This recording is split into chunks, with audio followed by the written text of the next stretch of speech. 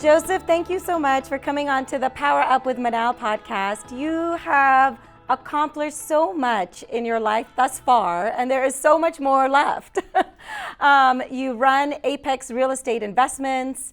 You have an incredible mind. I've been on with you on a couple networking events, and the way you speak, the way you understand finance, the way you understand life. There's just so much and so many layers about you, and we would love to uncover a little bit of that today and also get to know you. So if you could take a moment and introduce yourself and what you do and sort of your journey on how you got here. Okay, yeah. First off, thank you for having me on. Of course. So my name's Joseph Kimbrough, like the podcast says. And I manage a private equity fund, and we specifically invest in apartment buildings with 100 units or more in Texas in the Southeast market. Oh, nice, nice. So what got you into real estate? So I started real estate really when I was 24. Wow. I had learned under a guy, just kind of being like his bird dog, going looking for properties and stuff. This is in single family. And then I knew I always wanted to do bigger stuff in real estate, get into multifamily. Right. Especially after I had seen Robert Kiyosaki talking about buying buildings Yes. and stuff. And then Grant Cardone of the world, Yes. buying buildings. I was like, I want to do that. I can do that. How do I do that? I love that. And so, but I started off in single family though, and just started, like my first deal was a pre-foreclosure deal. Yeah. And I had cold called, and I did it the hard way. I didn't know about any systems when I got started, none of that. Yeah. And I just cold called. Right. And then came across somebody, she sold me the house, and I sold it the same day and made $10,000 off that property. So that kind of gave you the motivation to learn more and keep doing. Exactly. And so, especially like that was like my first time seeing 10,000 like hit my account all at once. Right. And so I was like, I can keep doing this. Right. And then I had another deal where I negotiated with the bank on a short sale. Right. And ended up acquiring that property for $120, Wow. sold it for $140. Right. And yeah, so I had to work around that with them and stuff, but they allowed everything to happen. Right. And so that was another success, and so I just kept going from there and did that for a few years. Wow. And then what made you jump into multifamily? So what made me jump into multifamily is I realized I was selling so many properties, but I didn't own any property. Oh, yeah. And so I was like, it doesn't make sense to make a high income and you don't own anything. Right. And so what I did was, when I was like 28, 27, I started learning multifamily and I bought a course.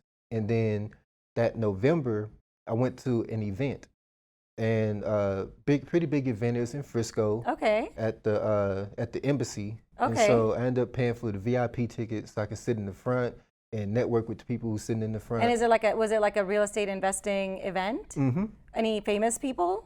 Not necessarily famous, Okay. but they're very known in the multifamily space. Right, okay. And so I ended up walking in there with the idea of being their mentee, paying for their course. Of course, yeah. And they charge people like $30,000 to $40,000 for their courses for their mentorship. But I'm sure the ROI is worth it, right? Yes, the ROI is definitely worth it with them. And so I went in there with that in mind. I was like, okay, well, I want to get into multifamily. I have cash on hand. I'll be able to pay for them to be my mentors.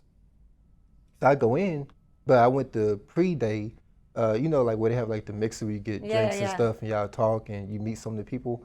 So I went there and I met their equity partner. Oh, love it. And when I met him, his first thing he said, he was like, man, you got some big arms. He's like, hey, that's a way to make a statement in a room. Exactly. He's like, man, like you work out all the time? I was like, yeah. I was like, that's literally, I said, I work out. Yeah.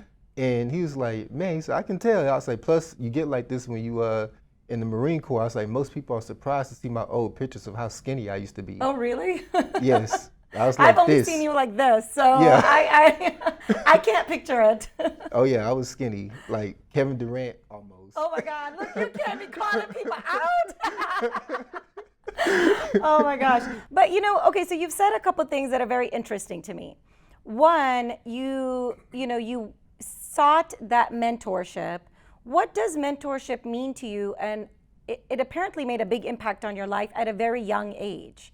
Like you are so humble because you're like, at 24, I did this, at 28, I did this, but a lot of people are not there at those ages. There's a big struggle right now in society, and that hunger, that drive, that discipline, people are looking for that sort of mentorship, or whatnot. What advice do you have, and how do you stay so disciplined? I would say mentorship started early for me. Just growing up, I grew up with older parents, godparents, and then also I played basketball in a small town, and I had a mentor there. It just kind of happened, right? Like he was the builder in the town. He used to build six houses at a time. Oh, wow! And this is when you were in high school. Yeah, this was when I was in high school, and so I used to like do part-time work for him. I would carry like logs and stuff, would sweep out the floors. Yes. Just those type of things. Right. And so I learned quickly, get around the people you need to learn from, figure out how to add value to them also. Right. And then you go from there. Wow. But that's very admirable that you have a very strong sense of work ethic, right? And you knew that you wanted to learn and do more, and you went and sought it, right? So that's such a great sort of lesson for a lot of people out there listening, because we overthink, we overplan, we overstructure things, right? And then we're like, we never get there. Mm-hmm. Like time flies. Yeah. You'd be thinking about an idea, and then like 5 years go by and you're like, I should have really started it. And that's the thing, like you have to immediately put stuff into action. You'll figure out the how. You just got to start taking the action. Right. I learned that like with basketball really is how I got that mindset, because when I picked up a basketball really in 8th grade. Okay. Oh, really? And started learning. And so I spent 8 hours. So you didn't play basketball before 8th grade? No, I grew up in Dallas, but I grew up in a part of town where my godmother, she didn't want me out there. Right. Like around the wrong people and stuff. Right. And typically basketball courts, that's where those people hung out at. Right. It wasn't a good mix. So I didn't get that until I moved with my mom. Oh, wow. And so then I started playing. Oh, wow. So I had a lot to learn. Yeah. So I had to learn quick. So I spent 8 hours in the gym, because like everybody else has time ahead of me. I need to catch up to even get to their level. Oh, wow. I need to spend more time in the gym than they're spending. Yeah. So Kobe Bryant was somebody I really liked because of his work ethic. Yeah. And so I spent those like 8 hours in the gym getting up shots. Even with me and one of my best friends, he's from Montenegro. When we was like, I was a senior, he was a junior, we would get the big ball, and I'd put up 1,000 shots a day just with the big ball. What? 1,000 shots a day? Well, I mean, have you read the book 10,000 Outliers? I have read that book. Yeah, and they talk about like the 10,000 hours you put in, right? Mm-hmm. That's so admirable. So you didn't play basketball before 8th grade, and mainly because you were in a situation where, that was your surrounding. Mm-hmm. But you didn't let it become your crutch. Oh, no. Right? Because you accepted the outcome pretty much. You accepted that, okay, before 8th grade, I wanted to play, but I couldn't. Mm-hmm. Now I'm in 8th grade. I got to double down. I got to hustle. So you ended up playing in college. So where did you play? I went to Dallas Christian College, and I was going to play 4 years there. Okay. The story behind that, though, is that when I went, I had to pretty much go there, and because it's a private school, you don't get a complete full ride. But I chose that school because it's in Dallas, and then I liked the coach. And the coach was like, well, I can get you playing overseas if you give me a year. Okay. And so I was like, okay, I can do a year. The thing is that I got there and I realized, I was like, man, it's hard to survive a year when you can't work. And you got to try to also play and make money. I was like, okay, well, I don't know what I'm going to do. So I remember going to Wells Fargo. And it was this black guy there with some dress blues on. And I was like, huh. And so I was like, what is this? And he's like, yeah, he said, I'm in the Marine Corps. Okay. He's like, how would you like to be a part of, the toughest people in the United States? Yeah. The few, the proud. Right. And me, I like challenges. So I was like, I can do it. I said, I can do it. I was like, yeah, I said, I'll join. I was like, one, you saying that I actually get paid, blah, blah. And so I was like, okay, I'll join. And the thing is, though, is that I picked field radio operator. Oh. Now, for people who don't know that. Okay, I don't. I feel like I do, but I don't. Yes. So the thing is, mind you, I'm 6'3". Right. Now, for people who don't know that, you have an antenna, like in the movies when you're in the actual field. There's an antenna that hangs out your back. Oh. Okay. Yes. And so, if you are not a target already at this size, you are definitely a target. Yeah, you're a target. And it was like, well, oh, by the way, your life expectancy is less than 1%. What? In the field. I was like, were you kidding? They're like, yeah, you'll get, they're like, even the dumbest person would shoot at you first. Yeah. I'm like, oh, I was like, why did I choose this? Because you like a challenge. I clearly, did. Clearly, you're living on the edge here. I was definitely living on the edge with that. Oh, wow. Wow. So, yeah, I did that for like 4 years, though, and didn't get deployed. So that was a blessing. Yeah. It was a great time with your life expectancy, the ratios they gave you. That's a good thing. Exactly. I was like, oh, thank goodness. Oh man.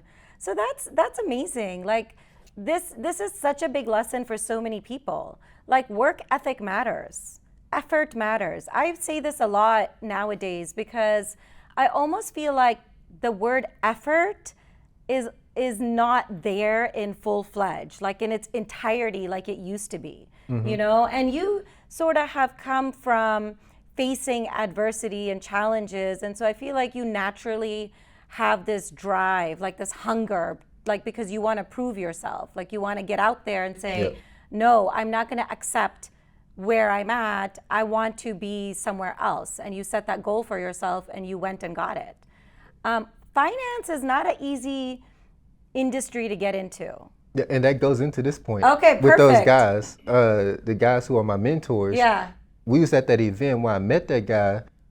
We have a nickname. Okay. It's an oxymoron of how I actually look. They call me Tiny. They call you Tiny. Okay, that's it. From now on, we're calling you Tiny. Okay, like, Tiny. I let them. I'm like, all right, y'all can call me that. It's cool. Yeah. And but no, so the guy, I went to his house in the Plano area, and we just started talking, met his wife and everything.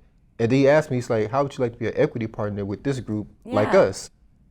And so I was like, okay, equity partner. He's like, yes, you'll be a fund manager. Okay. I was like, well, and is it like an apprenticeship, like you would learn under them? Well, so I learned from them, but I own my own fund 100%.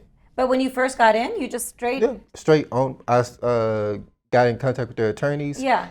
We paid the cash and got everything set up in 506B. So you weren't nervous at all? I remember when I was setting the fund up, I was like, okay. I said, I'm raising capital. Yes. I was like, man, this is gonna be hard. I was like, but I'll figure it out just like I figure everything else out. I just gotta dive in and do it. Wow.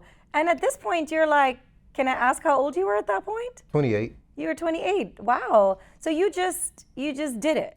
Yep. Just do it. That's the theme here. Yeah, okay, we're keep saying with basketball. Just do it. I'm like, hey, I'll figure it out. It's just like basketball. Like by the time I was a sophomore in high school, I was already better than quite a few of the people who had been playing since they was little. Wow. Just because I outworked. Because of discipline. Discipline and drive. Exactly. My thought process is more of when everybody else is chilling, they're having fun, they want to do their vacation. Even when I'm on vacation, I'm still learning. Yeah. Like, I'm like, how can I get better? Right. Every single day. I'm like literally my toughest critic. Yeah. I'm always like, what can I do to get better? Right.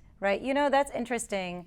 And you know, definitely have fun. We don't want to tell people not to have fun. Yeah, you want to have fun.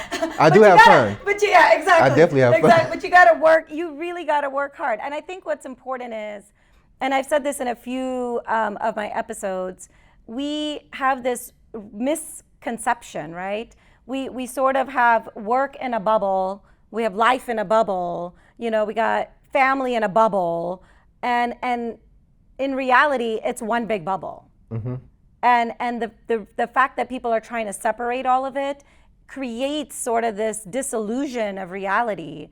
And then you're fighting because you're like, have this guilt, like, oh, I don't spend enough time here, or I don't do this, or I'm not here, you know, and instead of really solutioning what's their life, the cards that you're dealt at that moment in time. Yep, exactly. Right?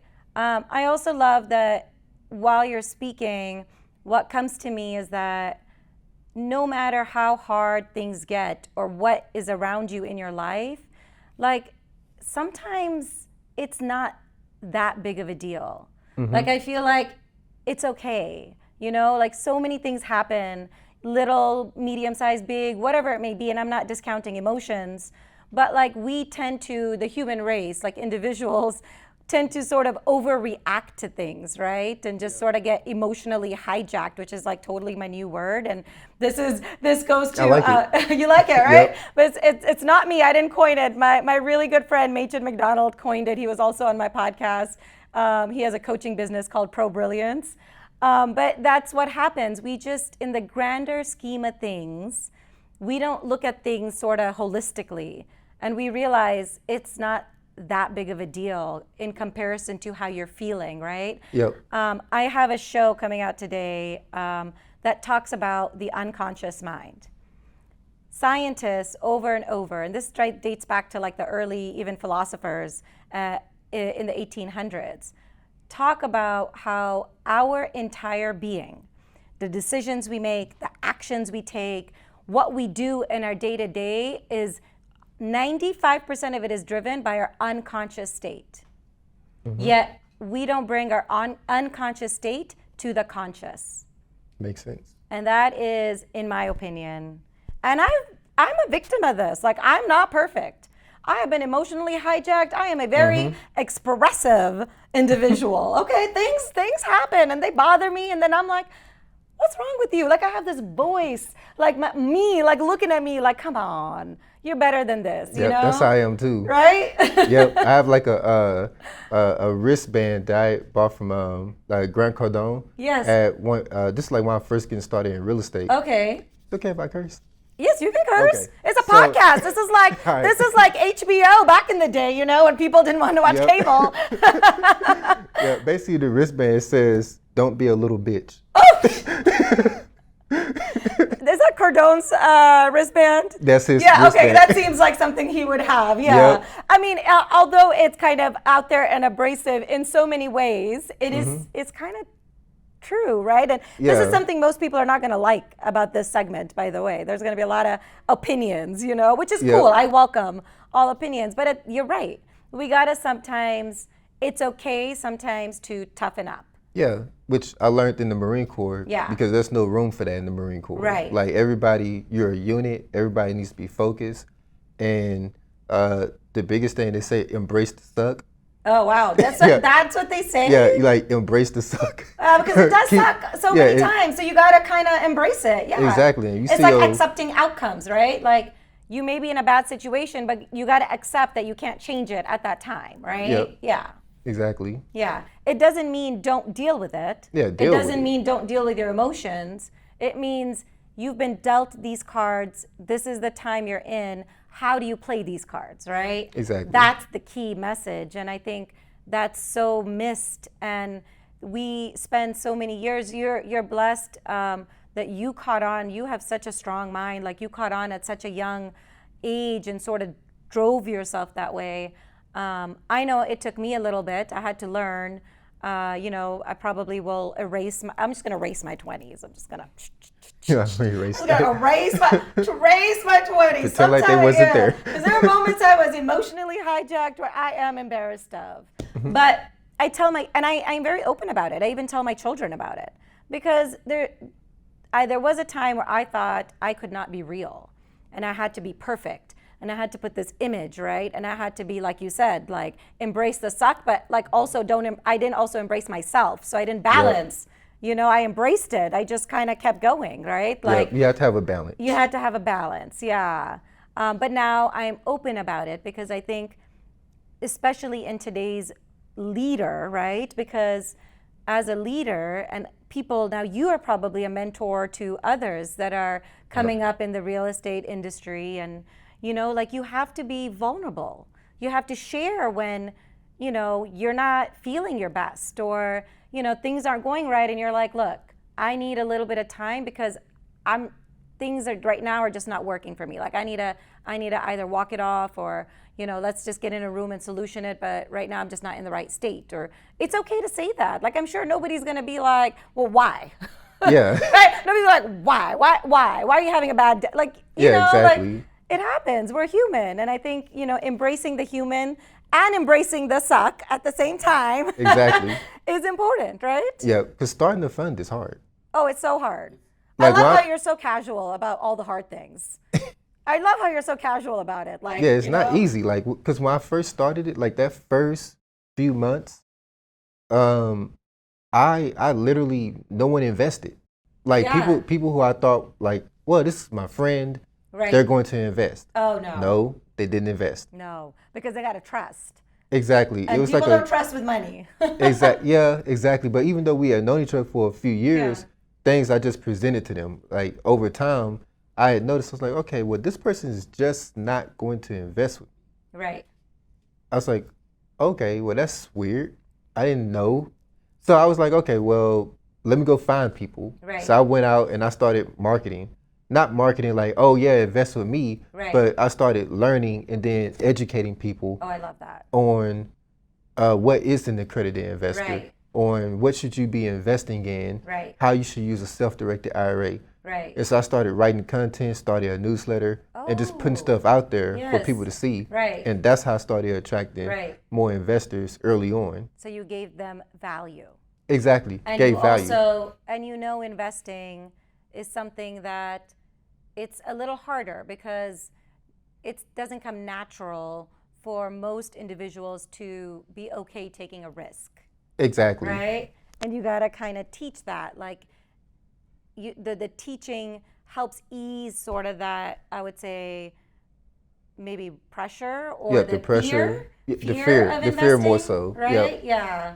Because, like, think if you're investing money with somebody, when you have people like FTX that exist, like, I can see why people are skeptical. Right, because we're in a digital age now. So yes, in my days, we just depended on, the people in the suits who had all the knowledge because nobody else had the knowledge. Exactly. Yeah. Now we're in a digital age. And then also to that, I can understand why people in the beginning part wasn't, because I traveled, like, wasn't investing with me because I traveled 30 to 90 days out the year. Sure. And it's just so happened I was in East Africa during that time doing Zoom calls. Okay. And you could clearly see Africa sitting in the background and you're like, yes, wire 100,000 into this account. Like, come on. Like, I wouldn't have, I know. Hey, that's right. When you got these princes and stuff popping up.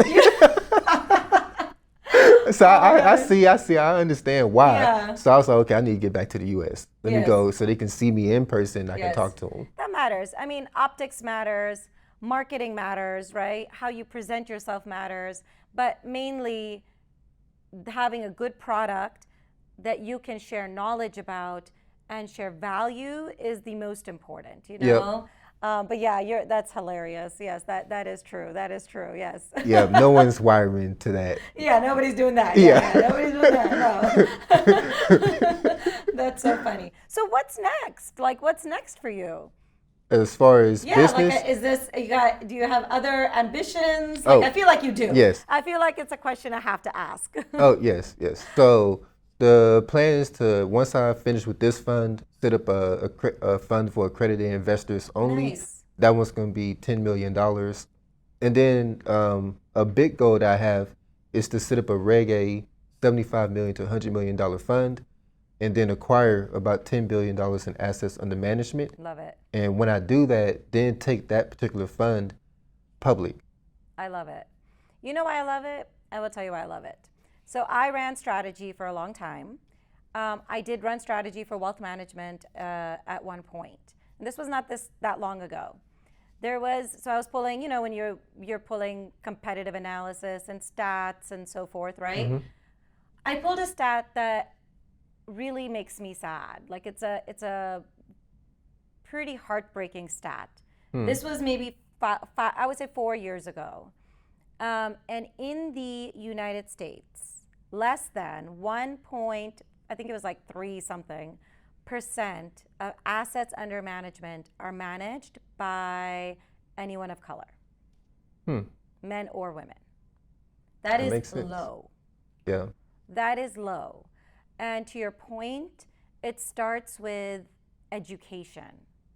And we are not providing, we are not doing right by our youth. No, Like, we're not. We do not provide that.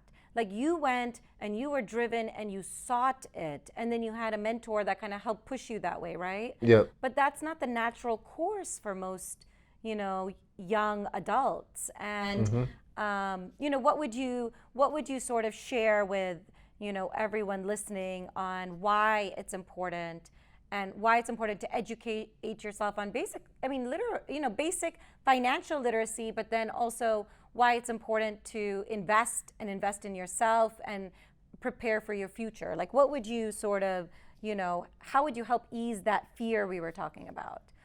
And most of that fear comes from not having knowledge. Yeah, right? not having knowledge. Yeah.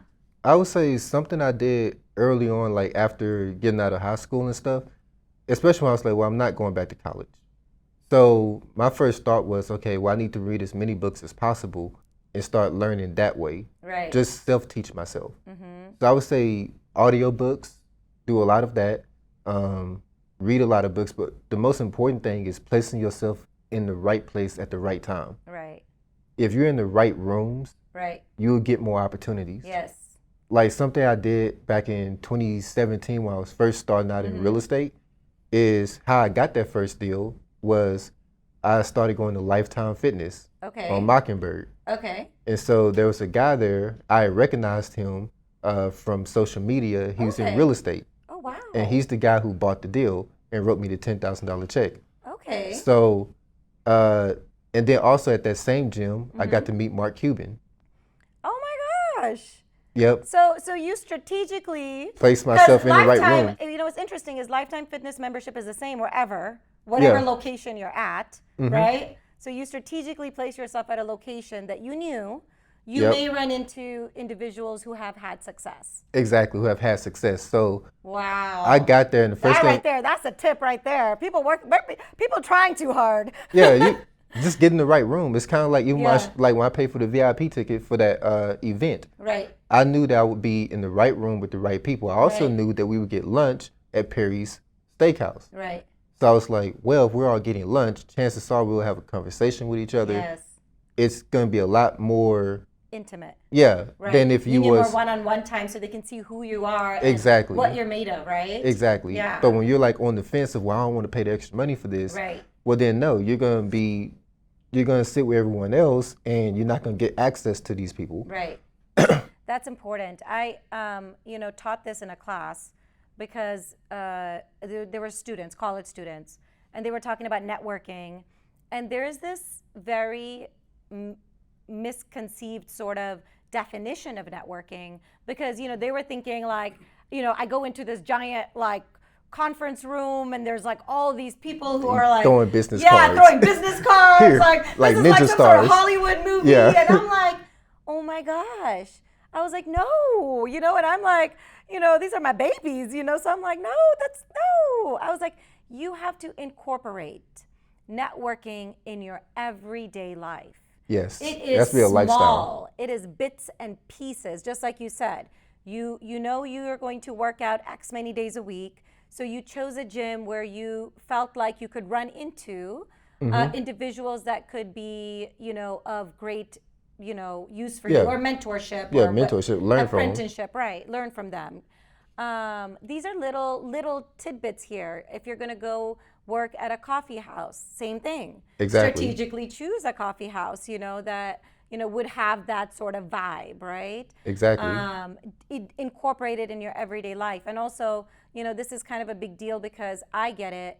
I'm a little bit of an extrovert. And so I have cautioned, when I talk about, just get yourself out there, speak to individuals, because I get it's not that easy for everybody. It's not, for everybody. Right. Some people are introverted, but then there's also rooms you can get into, like if you go join like a club. Right. And then you get more into like the rooms. Like I'll tell you like about investor clubs, something I'm a part of. Well, that's a very close-knit group. There's only 15 people in that group. So you can kind of get comfortable. We meet, exactly. You meet often, right? Yeah, we meet like once a month. We talk.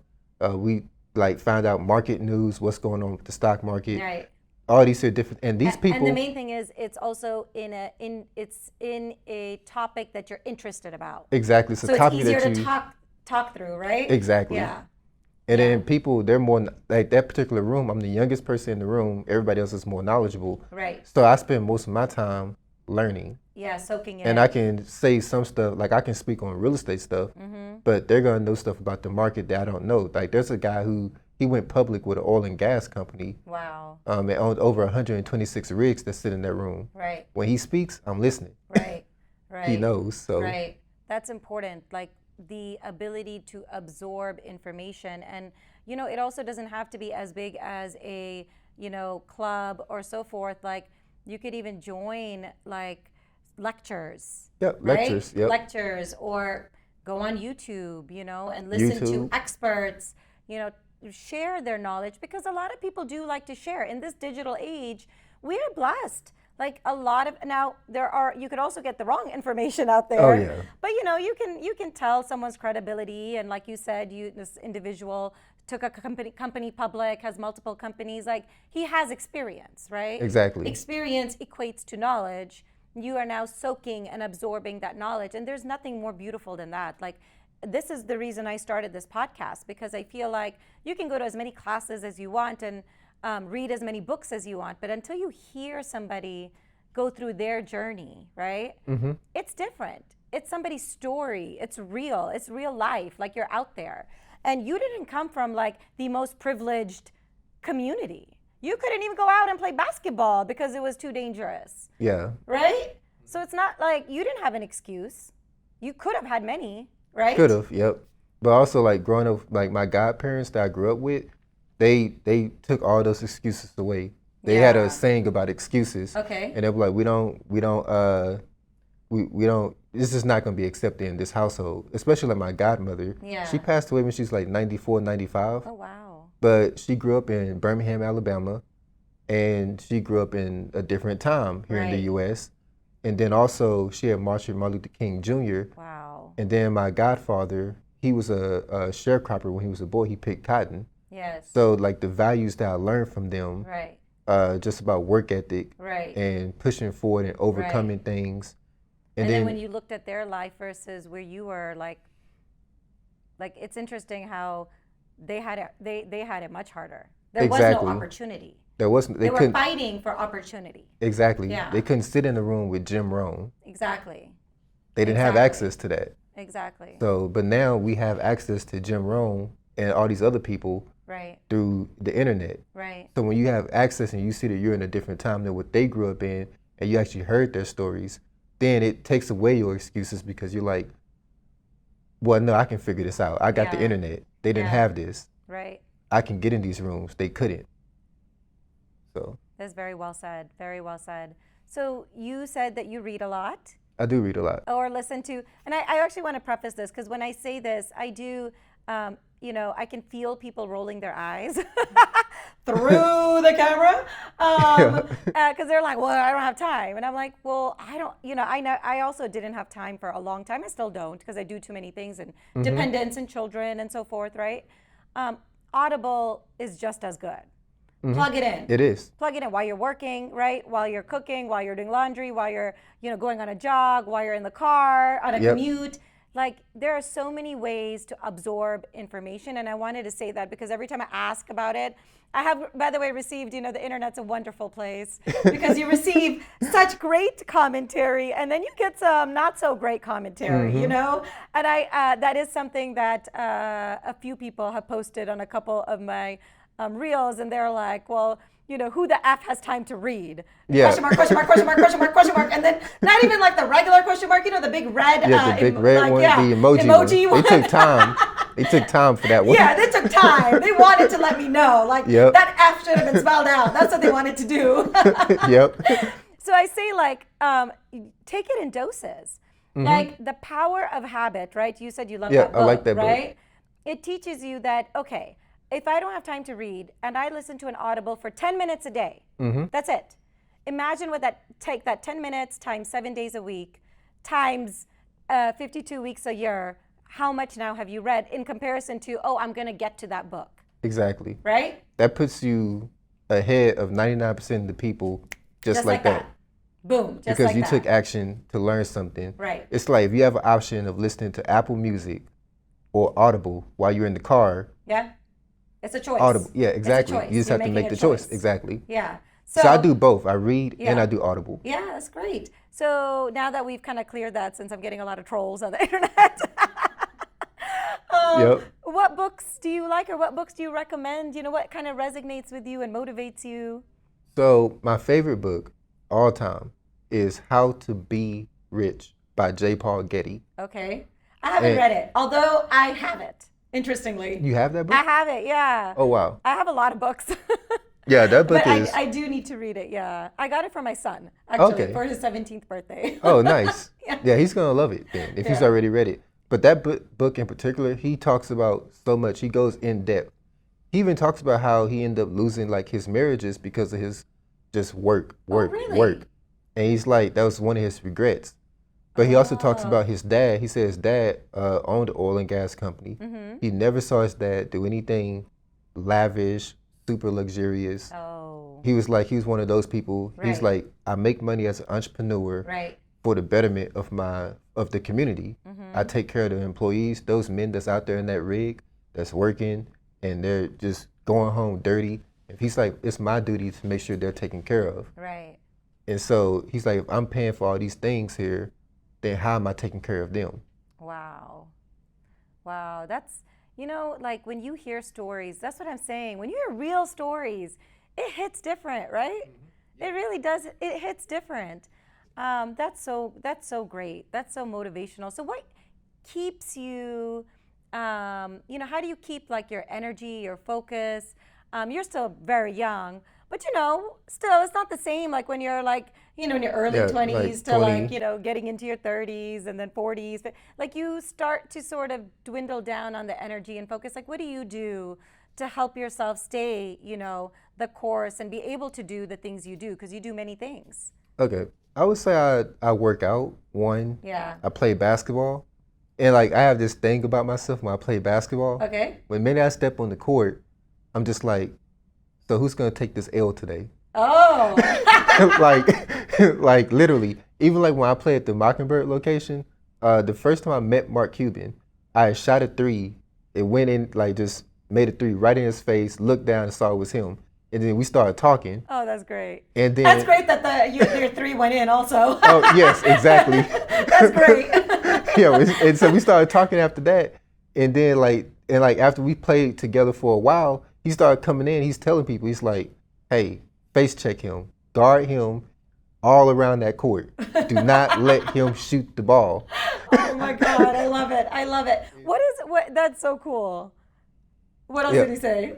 So like that, and so literally when we would play, like every time I go up there and I play with them, I'm like, I walk on the court, who's taking the L?